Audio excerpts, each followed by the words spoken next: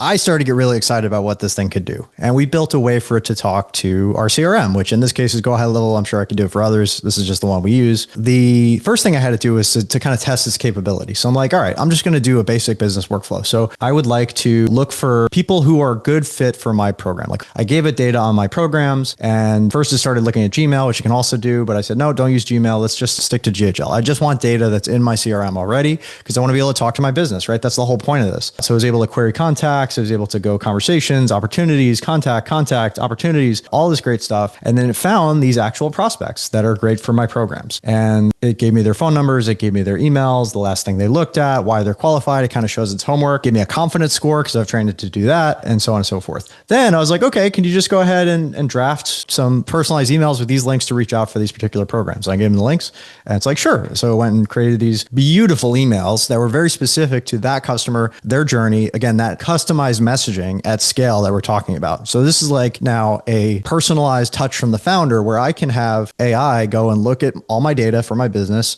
come up with who the best people to reach out to are. And I could do this once a week on repeat on auto, eventually, where it's just like a part of the workflow. It's like, hey, you get a special message from Brad just for being a part of the list, right? And I can send these emails and all that great stuff. Then I was like, all right, well, are you able to send from my personal email? So I ended up having it send from GHL without ever leaving the app. Again, the whole point of this is that you just have one interface and essentially make the revisions, do all that stuff and send it. And I was even able to send a text message to my client and have him respond and have it read the response and receive the response. So this is where I really started to get excited. And I started building a ton of stuff and I was like, hey, okay, stop everything. We're building the future here, gang. And what else can this thing do? And I just kept building and building and building. And now it can talk to like a dozen different apps, and we have a bunch of different workflows we've had hooked up on the back end. And it's really starting to get exciting. So that's the next thing. It's like, you never have to log in to your CRM again.